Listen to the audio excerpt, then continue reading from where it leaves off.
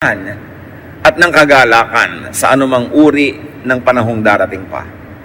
Lord, be our teacher, be our speaker, lead us, teach us, in the name of your Son, Jesus our Lord, and the Lord of the future. What are the usual worries of old age? Ano nga ba talaga ang mga madalas katakutan? Unang-una, aloneness, pag-iisa, partnerlessness. So natatakot ang tao mag-isa dahil talaga naman we were created as social beings. Natatakot na tumanda nang walang kasama habang tumitingin sa sunset o walang kakwentuhan, walang partner. Other worries of old age include childlessness. Paano na pagtanda, walang anak na gagabay, walang anak na titingin, etc., etc. Caregiverlessness. Kaya nga ngayon, nagkaroon na ng tunay na industriya at profesyon na caregiving dahil dumadami talaga ang dapat na alagaan. Nung araw, wala namang ganun eh. Pero kita ninyo, dahil may pangangailangan, na-invento natin yung profesyon. People adjust. Another worry of old age is comfortlessness. Baka hindi guminhawa, baka mahirapan, or comfort giverlessness. Baka wala akong comfort giver. Tulad nga ng partner o anak o professional person that I can pay to take care of me. Another very real worry of old age is weakness at very old age. Baka humina na ako, baka hindi ako makapaglakad mag-isa, baka lumabo ang aking paningin, baka hindi ko makayang alagaan ang sarili ko. And most fears are about poverty. Baka hindi ako magkaroon ng sapat na pera para makabili ng gamot, makabayad ng nurse, makapagpa-hospital, etc., etc. But what does God say about old age? All throughout the scriptures, you will find verses whose central theme is this: don't worry about old age. Huwag mag-alala. Napakaraming turo, diretsahan man o hindi, oblique man o diretso, pero yun pa rin ang makukuha nating katuruan. In other words, don't be compelled to get married, to have children, to save too much just for old age use. In other words, get married if you're in love and you want to get married. Have children because you want to raise children, not only because you want to have children around you when you grow old. Don't always save too much just for old age to the point that you forget enjoying your life now. Now, why not be compelled to do all this? Bakit hindi kailangan pilitin ang sarili magkaasawa para sa pagtanda ay may kasama at para magkaanak? Because having a spouse does not guarantee having children. Kung mag-aasawa kayo, mga kapatid, dun sa mga wala pang asawa, para lang magkaanak, paano kung hindi kayo magkaanak? Anong gagawin nyo? Maghihiwalay kayo? Tatalikuran nyo inyong asawa para magkaanak kayo sa iba? Hindi nag-aasawa ang tao para magkaanak. Nag-aasawa ka dahil meron kang iniibig at gusto mo siyang makasama bilang partner sa buhay. Bonus na lang kung nagkaroon kayo ng anak. And usually, nagkakaroon, pero may mga unusual cases na hindi nagkakaroon. So, kung ang inyong dahilan para lang mag-asawa ay magkaanak, paano nga? Hindi kayo magkaanak. Hindi naman lahat ng nag-aasawa nagkakaanak eh. There are no guarantees na kung mag-asawa ka ay magkakaanak ka na nga. 2 Samuel 6:23, Michal, daughter of Saul, had no children to the day of her death. At hindi lang si Michal, maraming ganon, babae man o lalaki, na talagang hindi ukol na magkaroon ng anak. So kung senior o single ka and you are unmarried, stop being regretful. Dahil marami rin namang nakakaasawa, hindi rin nakakaanak. Why not be compelled to get married? Para lang may kasama sa buhay? Because having a spouse does not guarantee having a companion all your life. Ba't ka mag-aasawa para meron akong kasama lagi? O hindi na totoo yan ha. hindi na garantiya na kung nag-asawa ka ay may kasama ka nga sa pagtanda. One, kasi merong maagang nababalo. Meron nga after honeymoon, nabalo na. Luke 2:36-37, there was also a prophet, Anna, the daughter of Penuel, of the tribe of Asher. She was very old. She had lived with her husband 7 years after her marriage, and then was a widow until she was 84. Imagine, kung nag-asawa ka para may kasama ka pagtanda, 7 taon lang nagsama, naging balo na. O kaya, hindi ka man naging balo, pero pinagtaksalin ka naman, iniwan ka ng asawa mo, wala ka pa rin kasama. O may asawa ka nga sa turing, pero sa aktual na buhay niya naman, para kang nag-iisa rin. Parang wala kang partner. So stop fretting about being single. Because having a spouse is not always the great blessing that people think it could be. Narinig sa elevator, may 3 magkakaibigang lalaki, sabi ni kaibigan 1 doon sa 2 and 3, alam niyo, naiinggit ako sa inyo, hanggang ngayon wala pa kayong mga asawa. Ako nagkaasawa, ganun lang pala. Dapat hindi na lang. May mga ganun, pati mga babae. Pero meron naman siyempre mga masasaya, happily married, kanya-kanya ng palad. Ngayon, kung mag-aasawa kayo, para lang kayo magkaanak, para sa pagtanda nyo, may kasama kayo, hindi na rin ganyan. Having children does not guarantee having companions at old age. Lalo ngayon, uso yung pag-abroad, uso yung paninirahan sa ibang bansa. Misa nga, 5 anak mo, wala lahat eh. Darating na lang sa burol. O kung ikaw ay nakaratay. Pero pag nadalaw ka, habang nakaratay ka, huwag mo nang asahang darating pa sa burol. Sayang ang miles. Mahal ang pasahe. O kaya hindi papayagan sa trabaho na mag-leave ng sunod-sunod.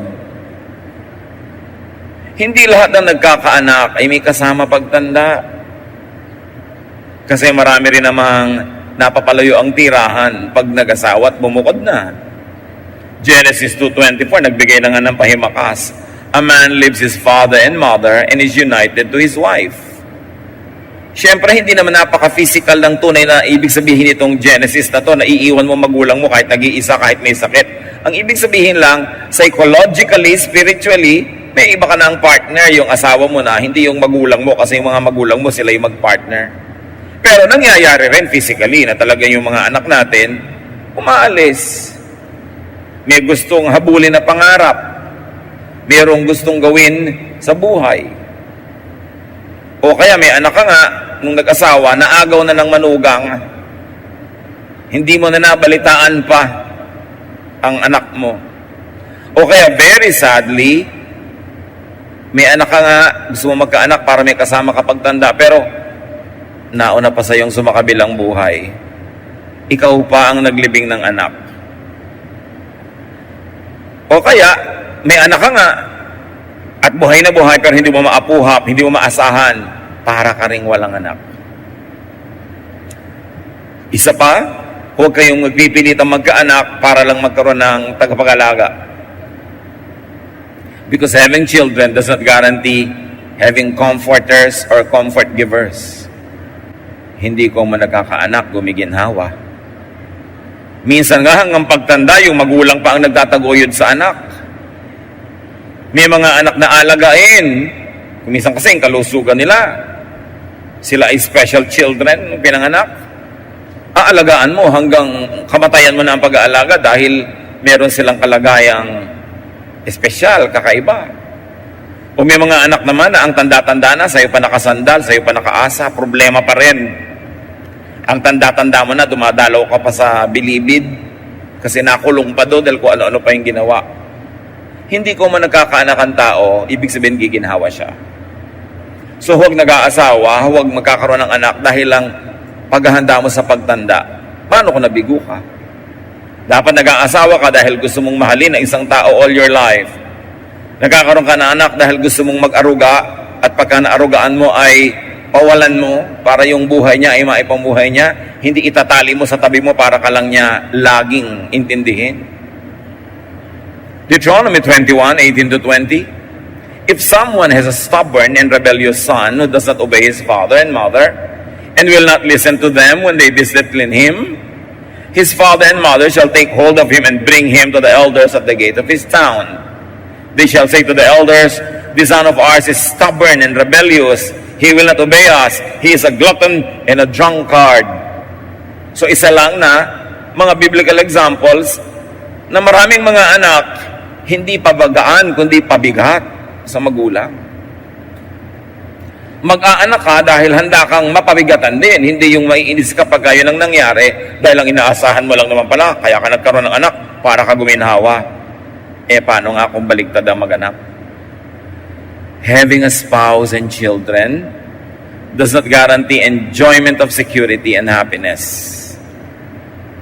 Kaya lagi kong idinidiin sa mga gusto mag-asawa, bakit mo gusto mag-asawa? Para po ako mabuo.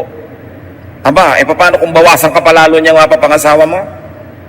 At hindi ka nabuo, nabawasan pa. Nag-aasawa ka dahil gusto mong magbigay, hindi para gusto mong tumanggap o mabuo. Para kung nagbigay ka, nang nagbigay, hindi ka ma-disappoint, handa ka. At ngayon, kung nabaligtad na ikaw pa yung binibigyan, edi bonus yun, nagpasalamat ka. Pero huwag yun ang asahan mo lagi. Minsan, sila pang pinagbubuhatan ng hirap at kapahamakan. May maririnig ka pang isang napakamiserableng ginang na sinasabi sa high school friend niya na tumandang dalaga, "Alam mo, mabuti ka pa kaysa sa akin." Siguro, malungkot ka madalas, pero hindi ka naman miserable. Iba naman yung malungkot, iba yung miserable. Sa pagkakaroon ng mga tagapagmana, anong sabi ni Solomon? Ecclesiastes 2:18-19, "I hated all the things I had toiled for under the sun, because I must leave them to the one who comes after me. And who knows whether that person will be wise or foolish. Yet they will have control over all the fruit of my toil into which I have poured my effort and skill under the sun. This too is meaningless." Maraming anak tong si Solomon. Pero sabi niya, alam nyo, ito yung naiisip ko kung gaano ako naghirap magpundar. Nagdaramdam ako na isipin kung anong pagwawaldas ang pwedeng gawin ng mga anak kong pamamanahan ko. Meron nga tayong kilala, sikat na tao, nagpalaki ng mga anak sa magandang paraan. Nung matanda na siya, medyo naghirap. Hindi naman todo, mahirap-hirap lang. Pero may bisyo pa yung isang anak. Naghihirap yung ama, nakahiga, nakaratay, may oxygen. Alam niyo ginagawa ng anak? Tinatanggal yung oxygen at ibinebenta sa iba. Dahil nagda-drugs. Pagka buhay na buhay ka, hindi ka lang makagalaw, binubunot yung oxygen mo. Di ba? Mabuti pa sana, hindi ka nalang nagkaanak. Baka yun ang isipin mo. So, hindi lahat ng mga pag-aasawa at pagkakaroon ng anak ay katuparan ng ating mga fantasy sa buhay. Ngayon, marami naman, laging natatakot tumanda. Halos ayaw nang gumastos, ipon ng ipon, pambili ng mga kung ano-anong gamot na ini-imagine niyang kakailanganin niya pagtanda. But no one is guaranteed to live up to old age. Minsan may kausap ka, anong kinakatakot mo pagtanda? Nakakatiyak ka ba na mabubuhay ka pa next month? Natakot ka sa isang bagay na hindi ka naman tiyak kung makakarating ka nga doon. Wala rin namang guarantee na tatanda lahat ng tao. Kaya yung mga iba, natatakot ako, baka magkasakit ako ng kung ano na pagtanda ko. Kung tatanda ka, yun mo na ang problemahin mo kung aabot ka ron. Kasi merong mga maagang sumasakabilang buhay. Ecclesiastes 7:16-17, "Do not be over-righteous, neither be over-wise. Why destroy yourself? Do not be over-wicked, and do not be a fool. Why die before your time?" So it is possible that our lifestyle can kill us before our appointed time. At sino daw yun? Yung sobrang righteous at sobrang matalino at yung sobrang masama. Ibig sabihin lang ni Solomon, basta sobra. Kahit sobrang relihiyon, kahit sobrang kasamaan, kabutihan, hindi yan makakabuti sa'yo. Huwag kang extremist. So being afraid of old age could be a waste of energy because you are not even sure that you'd get there. Malay mo ba kung aabot ka pa dun? Di naman tayo sure. Therefore, huwag laging problemahin mga kapatid ang pagtanda at pagkakasakit. Di naman sure natatanda ka at magkakasakit pa. Yung mga nagtandaan na sa ating paligid at nakakaranas, di mapalad kayo kung pinahaba ng Panginoon ang inyong buhay. Pero yung mga ibang hindi pa nakakarating dyan, don't over-worry. You are not sure if you'd get there or not. Malay mo naman, mag-to die is gain ka agad. Although, huwag naman sana. At mag-to live is Christ ka pa na mahaba. But no one is sure. Pero sa kaiisip mo tungkol dyan, daig mo pa ang tumanda na nga at nagkasakit in advance. Yung hindi pa tumatanda na walang iniisip kundi yung pagtanda niya, tumanda ka na sa kalooban mo at sa puso. Naagawan mo na ang sarili mo ng oras na ma-enjoy yung ngayon kasi lagi ka nag-iisip ng bukas. Ecclesiastes 9:12, no one knows when their hour will come. Walang nakakaalam kung kailan ang oras niya. Ngayon, mga kapatid, let's do a little computation. Kung magkasakit ka man at manghina, let's say at age 80. At let's say at age 80, nagkasakit ka ng hina at inabot ka ng mga 2 taon na mahina at may sakit bago ka sumalangit. Ibig sabihin nun, may 70 years kang nauna na hindi ka mahina at matanda. Let's say at 80 nangyari. Let's say, may 78 kang very good years. Tapos nung 79, nung 80, nang hina ka na. Hindi ka pa inabot, let's say, ng 80. 79, nagkasakit ka, naratay, nang hina. And in 2 years, pagdilat mo ay nakita mo na ang Panginoon. Ibig sabihin ay binawi ka na mula dito. Ano na ba naman yung 2 years of illness? Hindi ko yan minamaliit, mga kapatid. Pero isipin nyo yung arithmetic. Ano na ba yung 2 years of aloneness kung nag-iisa ka lima sa buhay? Bihira namang tao ang nararatay ng more than 2 years. Matagal na yung 2, bisa nga 6 months pa. Diba?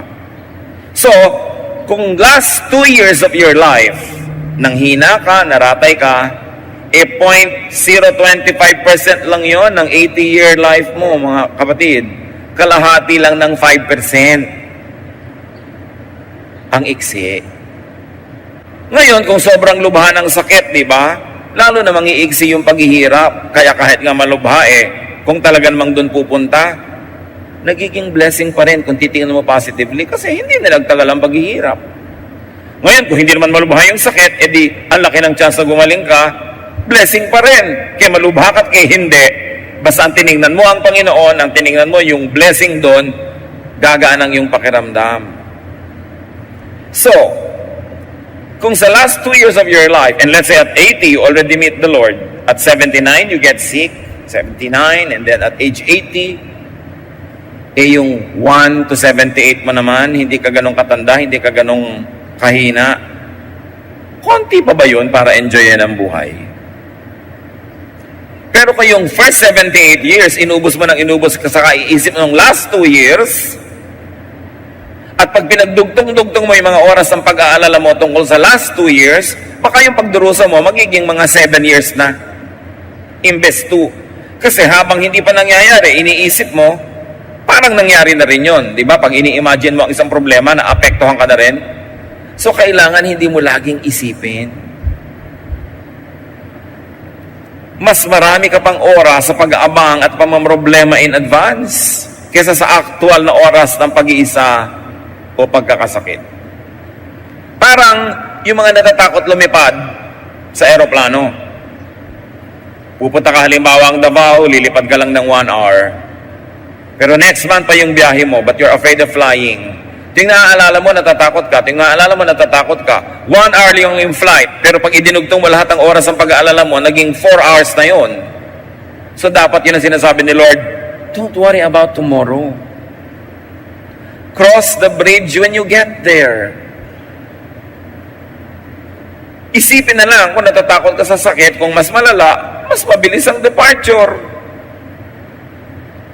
Total, hindi na rin lang naman gagaling, di ba? Mabuti na rin mabilis-bilis.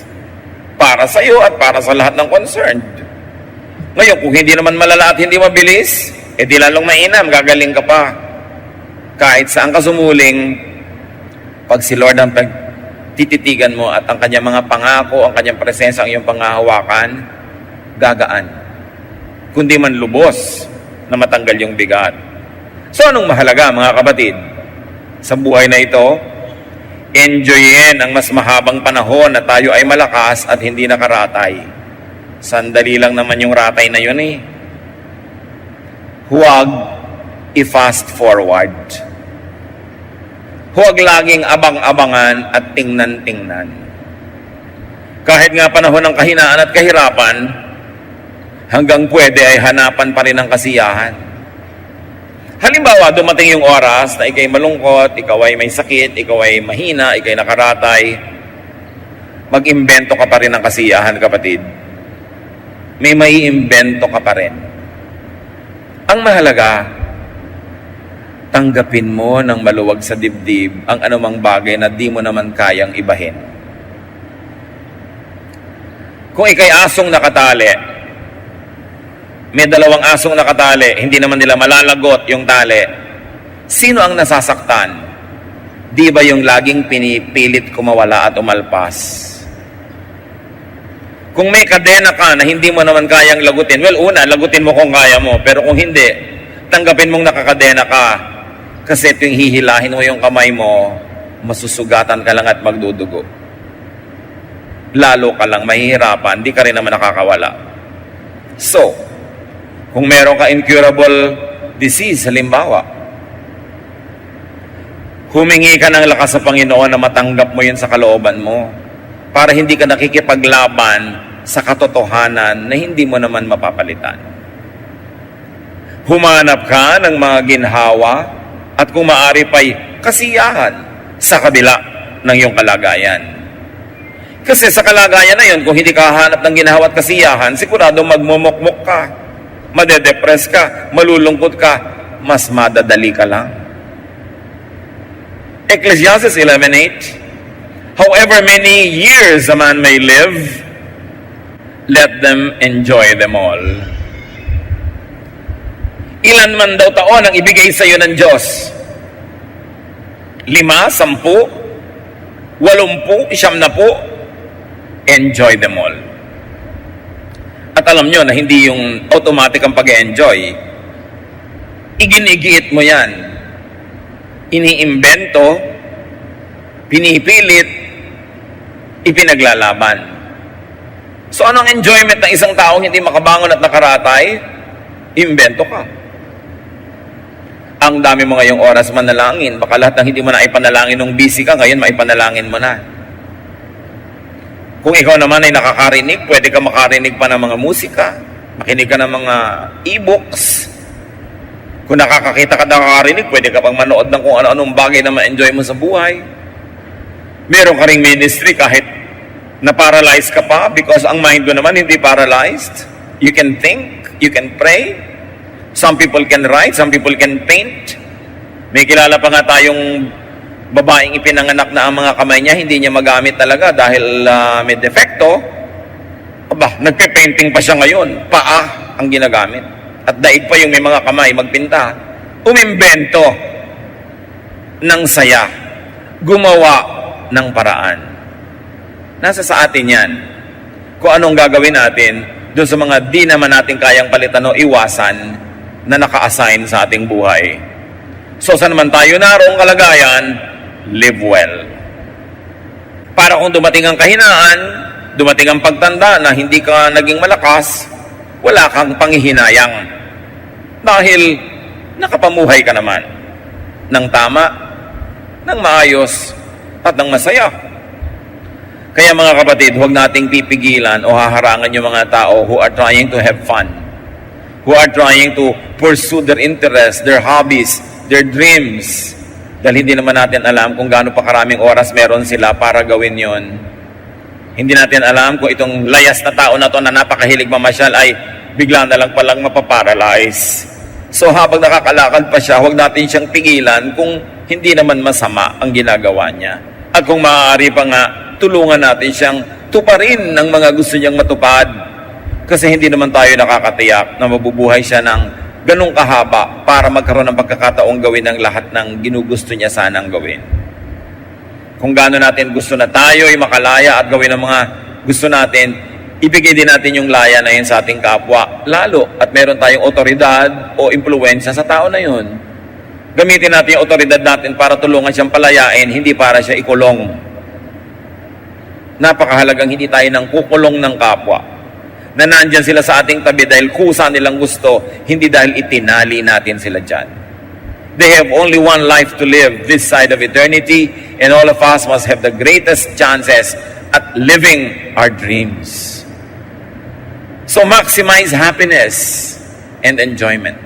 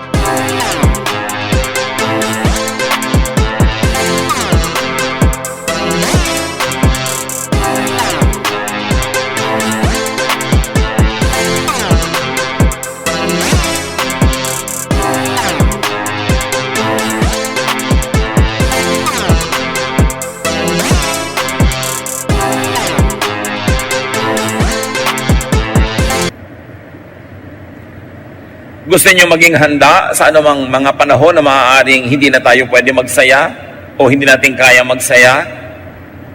Ang paghahanda dyan, habang kaya nyo, magsaya na kayo. Parang bangko kasi ang ating puso. Magdeposito kayo ng maraming kaligayahan. Magdeposito kayo ng maraming kasiyahan para kung dumating ang panahon ng taghirap sa kaligayahan at saya, meron kayong pag-withdrawhan. Meron kayong mga alaala, mga gunita na magpapalakas ang inyong loob, magpapasaya, at pwede nyo pang sabihin, di bali nang hindi na ako sumaya the rest of my life kasi na-advance ko na naman lahat.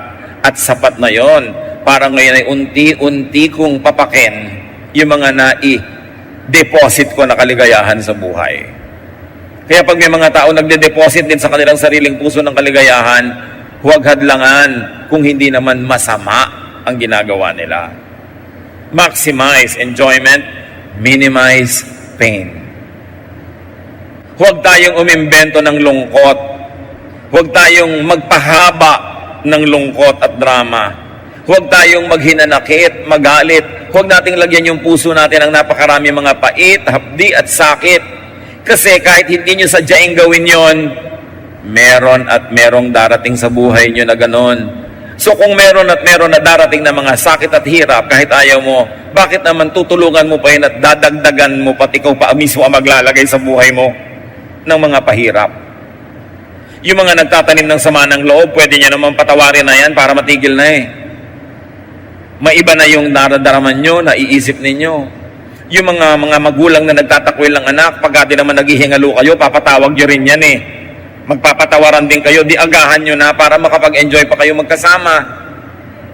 Yung mga gustong mag-enjoy, hayaan nyo na ngayon. Hindi kung kailan na sila na-paralyze, kung kailan na lugmok at saka nyo pa panghihinayangan ng mga nawala mga chances.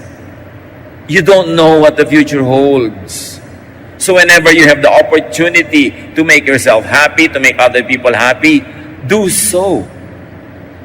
Because life has many dark days ahead, whether you like it or not. So why invent darkness when actually today is bright? Bakit merong party, magagalit ka doon sa isang tao sa walang kakwenta-kwentang bagay, nasira na yung mood mo buong party? Merong family reunion, pinaghandaan nyo lahat, gumastos kayo, tapos magagalit ka sa isang pinsan mo o kapatid, nanimangot ka na maghapon. Bakit mo dadagdagan ang mga pabigat sa buhay mo? Samantalang marami namang kusang darating sa'yo kahit ayaw mo. You've got to minimize pain in your life and to minimize pain in your loved one's life. Pag hindi mo minamahal, halimbawa yung biyanan mo, alam mo ba na sinasaktan mo yung sarili mong asawa na anak ng biyanan mo?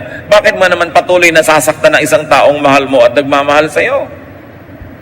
So sabi mo, kasi mahirap mahalin ang biyanan ko, mas mahirap namang mapuot. Mahirap mapuot mahirap magalit. Mahirap magmahal. Pareho lang mahirap, di magmahal ka na lang. Pareho lang naman nakakapagod. Nakakapagod tigasan yung leg at huwag kang tumingin sa isang tao para mo siyang batiin. Nakakapagod ding batiin siya kuminsan, lalo't mataas ang pride mo. Pareho lang nakakapagod yan. Ang gawin mo na lang yung nagpapagaan ng loob. Yung nagpapalaya. Yung nagpapasaya. Kasi hindi mo alam kung kailan ang sunod-sunod at walang katapos ang dating ng mga dagok ng buhay. So habang hindi ka dinadagukan ng buhay, huwag mong dagukan ang sarili mo. At huwag mo rin dagukan ang kapwa mo. Magpahinga. Do the most good. Kung gusto talaga nating paghandaan ang pagtanda, ang mga hirap ng buhay, you maximize enjoyment, you minimize pain, and do the most good. Do good and enjoy life. Kaya mga matatanda, huwag naman nating tanggalan ng kabataan yung mga bata.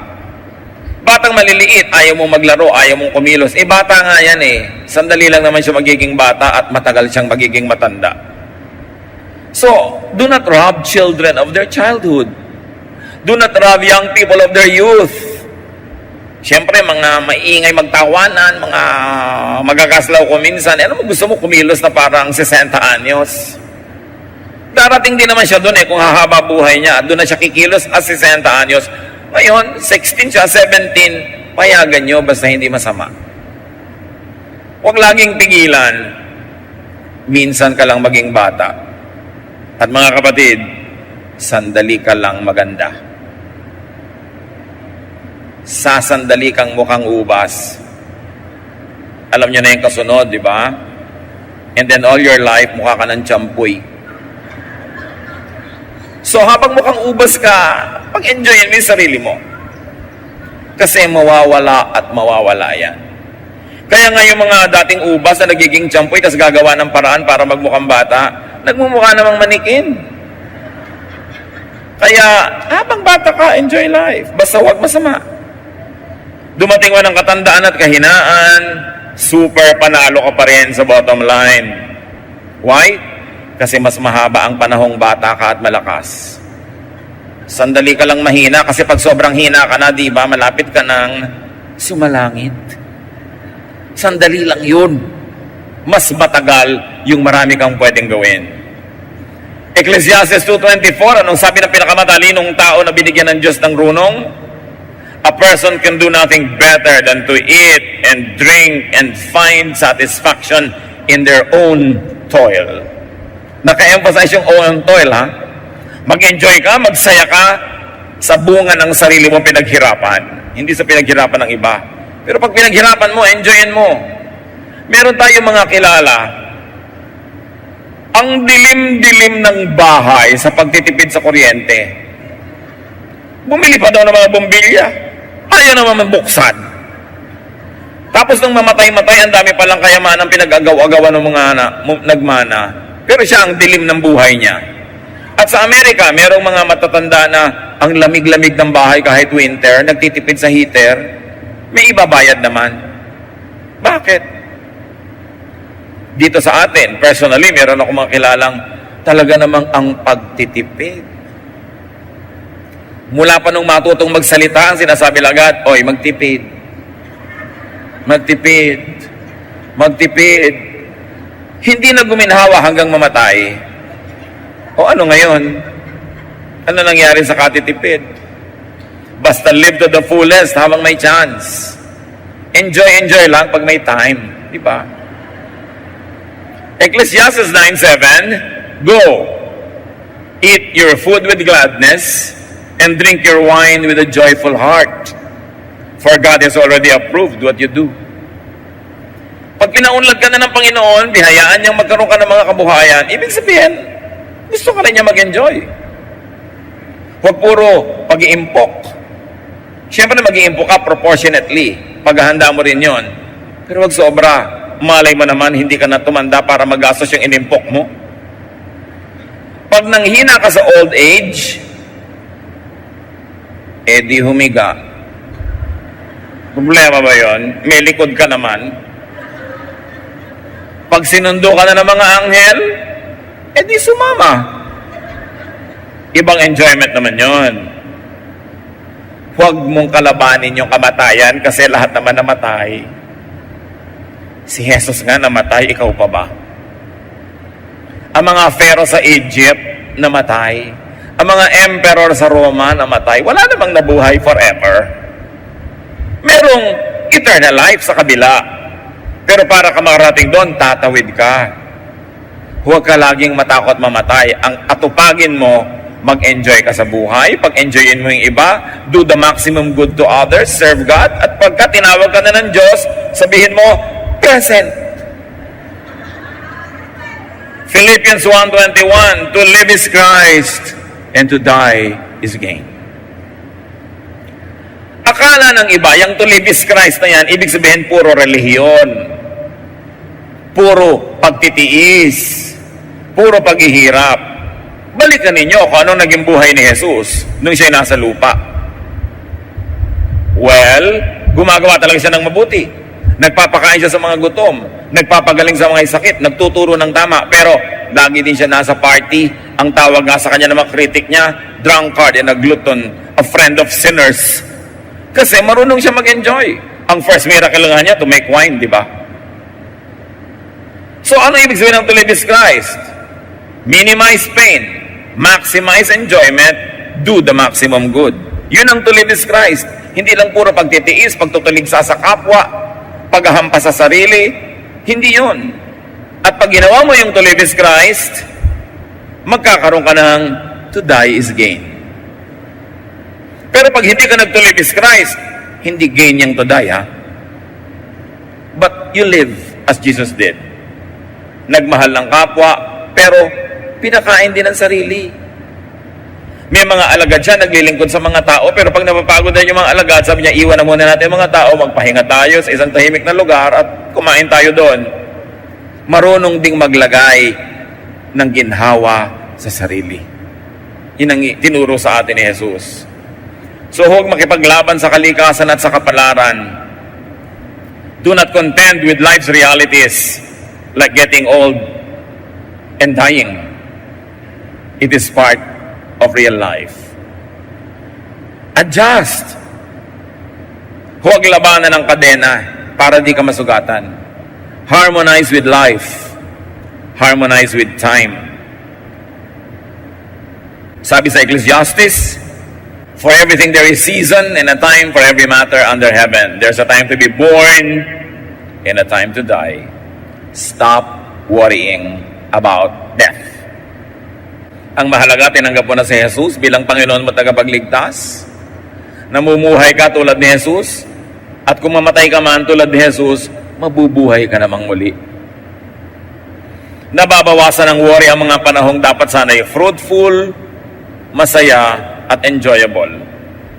Tuwing nag-aalala ka, kapatid, dinadaya mo ang iyong sarili. Tuwing tinatakot mo ang sarili mo tungkol sa mga darating na panahon, ninanakawan mo ang sarili mo ng kaligayahan sa minutong ito, sa oras na ito. Sa pag-aalala sa isang minuto o oras sa maaaring hindi naman dumating sa buhay mo. Sandali lang ang old age. At kung may dumagdag pang sakit, lalong madadali ang paglipat mo sa kabilang buhay. Iiksi ang paghihirap, blessing pa rin.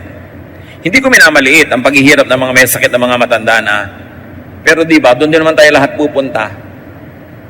So huwag sobrang isipin. Paghandaan, pero konti lang. Kasi maiksing panahon lang yung katandaan. Matthew 6:34, sabi ng Panginoong Jesus, therefore, do not worry about tomorrow. For tomorrow will worry about itself. Each day has enough trouble of its own. Huwag ka mag-alala tungkol sa bukas. Yung bukas, ama mong problema sa sarili niya, pagdating niya. Marami ka nang dapat na asikasuhin ngayon, yun na lang ang tupagin mo. Yung bukas, ipasa Diyos. Invest in your health. Invest in goodwill, in people. And, whenever possible, in your physical, financial insurance. Mas mabuti may insurance ka. Meron nga akong kilala, kaya naman magbayad ng insurance premium, ayaw. Dahil pag namatay daw siya, baka manahin ng asawa niya at mag-asawa ng iba. Anong klaseng pangangatwiran yon? Paano yung buhay niyo hanggang ngayon? Yung buhay niya, ang inaalala yung pag namatay na, pero yung buhay ngayon, hindi iniisip. Entrust your future to God. At manalangin, tulad ng sa Psalm 71:9, do not cast me away when I am old. Do not forsake me when my strength is gone.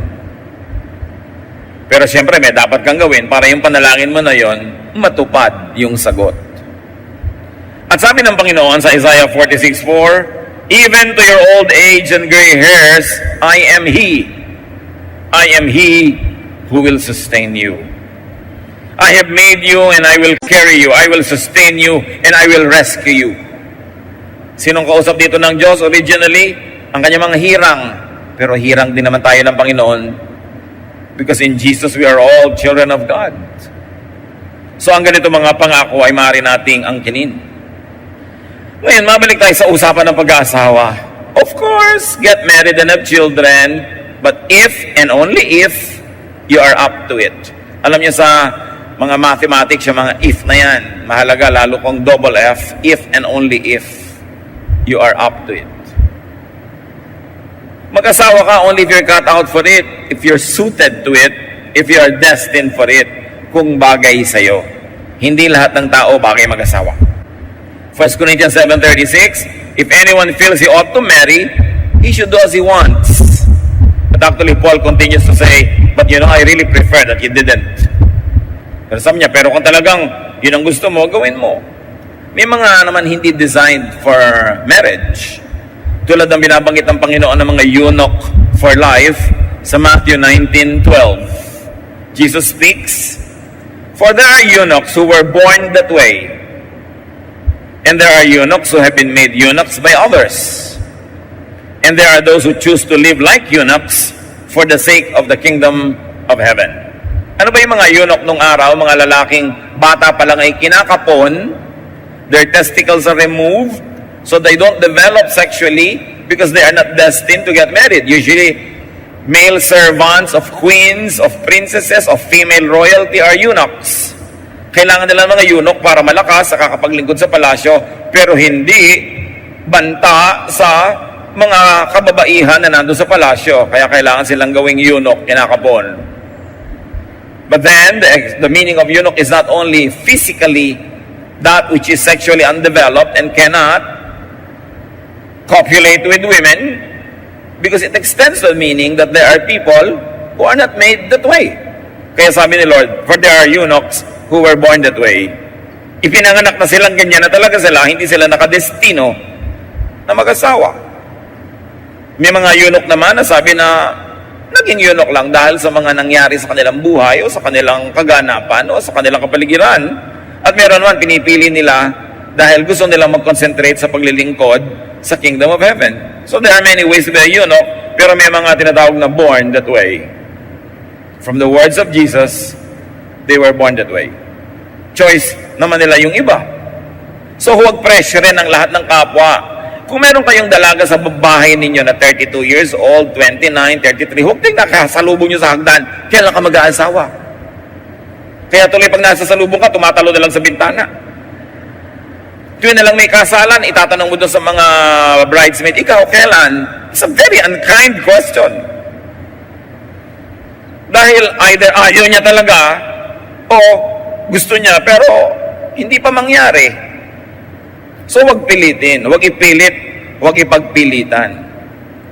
Ecclesiastes 6:3, a man may have 100 children and live many years, yet no matter how long he lives, if he cannot enjoy his prosperity, I say that a stillborn child is better off than he. So niya, hindi naman kung maraming anak at maraming pera, masaya na eh. So, kanya-kanya. Isang magandang paghahanda sa pagtanda, mga kapatid, na doable naman, while you can make and keep friends. It's the next best thing, or sometimes a better thing than having your own family. Especially if you cannot have your own family, surround yourself with friends. Invest in friendship. Alam niyo naman, ang tunay na friendship, ini-investa ng oras, ng pagod. Pero, lalo pa nga't wala ka naman sariling pamilya, it's good to invest in friendships. In fact, even if you had a family, kita niyo yung mga babaeng iniiwan ng asawa, kaninong ngoy sa kanyang mga female friends. I enjoy seeing mga ladies who go to lunch. Ladies who lunch. Mga middle-aged o mga matronic ladies who meet once a week to have lunch, exchange gossip, make kwento, and make fun. Kung kaya nyo naman, gawin nyo yun. Kahit man maliit ang budget nyo, pwede naman kayo mag-lunch sa mga kung ano-ano lang. Pero maganda yung may mga kaibigan na minemaintain kahit pa may anak ka at asawa. Kuminsan, lugi din yung ikinulong mo na lang ang buhay mo sa iyong asawa at mga anak. Tapos biglang hindi naman sila laging loyal to you or nice to you. Lugi ka ngayon. Kailangan may friends ka pa rin. Ecclesiastes 4:9-12. Two are better than one, because they have a good return for their labor. If either of them falls down, one can help the other up. But pity anyone who falls and has no one to help them up. Also, if two lie down together, they will keep warm. But how can one keep? Pag lagi mong ipinagyabang yung asawa mo sa kumari mo, biglang naagaw na ng kumari mo ang asawa mo. Kailangan, hindi na kayo nagpapa-impress. Boring na yung matagal na kayong magkakilala, tapos wala pa kayong ginawa kundi magpa-impress sa isa't isa. Relax. Admit, accept your imperfection, and accept and admit also that others are imperfect. Nakakapagod magpa-impress. Dapat kung nagpapa-impress ka sa tao, sa job interview lang yan, o sa first few days of your acquaintance, and then tanggalin mo na yung mga maskara mo at magpakatotoo ka na. Kung ayaw niya sa'yo, magkaalaman na kayo habang maaga para huwag kayo magsayang ng oras. Maghihiwalay din lang naman kayo pag nagkakilala kayo ng totoo, so magpakilala ka na agad ng totoo. Kung ayaw niya sa'yo, well, sorry, you both lose. Genesis 2:18, the Lord God said, "It is not good for a man to be alone. I will make a helper suitable for him." So, you don't make people alone, especially if you have a responsibility. Be a partner to your spouse. Kung nagpakasal ka, nagpakasal din sa iyong pinakasalan mo, kapatid, huwag mo siyang biguin. Kailangan may partner siya in your person. Do not neglect your wife or your husband.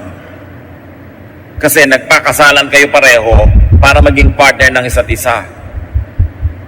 When you are not beside your spouse, you are probably in the wrong place. And then what will make it worse is that your spouse might have to find someone else to stand in your vacant spot. And then another wrong person will be in another wrong place. Hindi na matapos-tapos yung mga wrong na ginagawa ng tao. Ayaw mo kay hindi, may asawa ka, pananagutan mo yan. Samahan mo siya. Be a child to your parents. Anak ka ng magulang mo. Magpakaanak ka. Alam mo dapat kung kailan ka nandun, lalo't kung ang magulang mo hindi demanding, may laya ka naman, gamitin mo yung laya mo para maging loving and supportive of your parents. Be a helper to those who are alone, especially who are old or sick and weak. Sabi ni Lord, it is not good for man to be alone. Hindi lang yan in the context of marriage. If you are a child of God and you see people who are alone, you provide them with company. That's part of your Christian love. You invite them into your home. You visit them when they are sick. You help them in their need, because it is not good for man to be alone. Kung hindi ka nangangailangan ng damay, ibig sabihin, you are sufficient, ikaw naman ang dumamay sa iba. And brothers and sisters, allow people to be together. May mga magulang naman, sila pa ang hadlang sa married life ng kanilang mga anak. Pinagkaaway yung anak at yung manugang. May ganon. Nag-asawa na